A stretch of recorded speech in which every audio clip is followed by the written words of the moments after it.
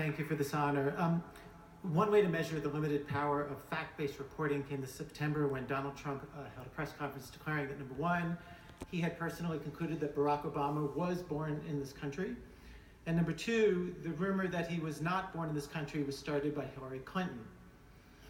That second claim, everybody will remember, was refuted almost in real time on live television, forcefully and thoroughly by the excellent and exemplary Jake Tapper on CNN and by a number of others. And then the entire machine of the American mainstream media kicked into gear immediately and for a few days, refuting the lie about Hillary Clinton starting the birther controversy. And then a couple days after that, I went looking for polling numbers on this issue.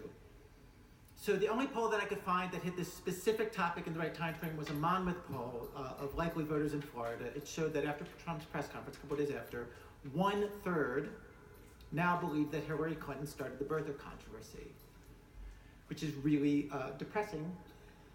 Sometimes this year, I don't know how you all are feeling, but sometimes it feels like as a working journalist, I'm on a team that is losing yardage week by week.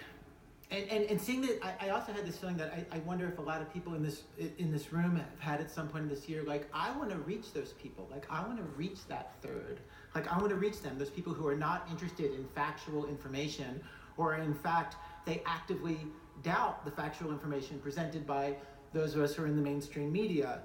And it's a puzzle, honestly, I've been thinking about for months. Like, how do we present fact-based reporting to people who do not trust any of us in this room? Like, what do we need to invent to do that? I will say, because I am a fact-based person, the answer to that is possibly that there's nothing we can do. But I'll also say, that just seems like quitter talk. And among the American values that I believe that journalists carry every day in their jobs in exemplary ways is that we are not quitters. We make the extra phone call. We do the extra interview. We do not shut up, ever.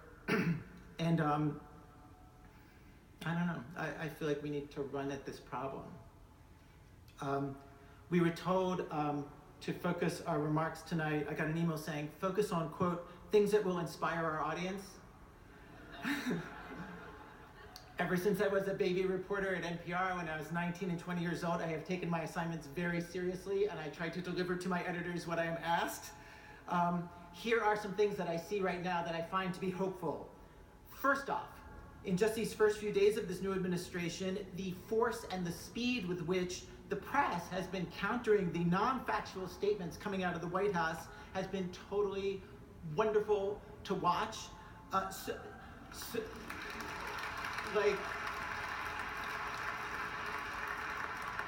Like so many moments in the Spicer press conferences just make me feel so proud to be a journalist, proud to be on the team, like just proud of my colleagues who are asking questions like, could we just hear, like, how many people are unemployed right now in this country? Like, what's the baseline? Mara Liasson asked that recently at a press conference. Like, if you're saying you're going to add to the number of jobs, what is the unemployment rate right now? I'm in the unusual position to be a part of journalism that's going through a crazy boom time, where audience and revenues are climbing very, very quickly, and that's podcasting. Millions of people around the world are consuming long-form, serious journalism in podcast form. 13 million people downloaded every episode of Serial Season 1. 4 million people, I think more, downloaded every episode of NPR's Invisibilia. 2.5 million download every episode of This American Life.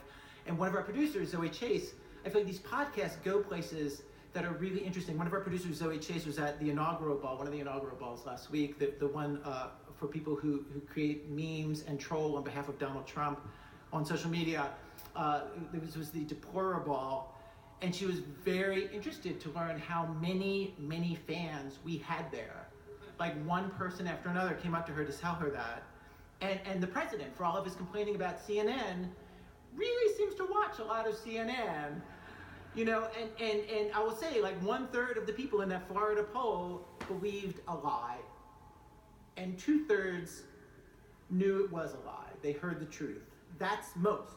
That's still most, which is to say, people are still paying attention to what we're doing. We are still in the game. As Lester Holt said at the beginning of this, let's do our jobs.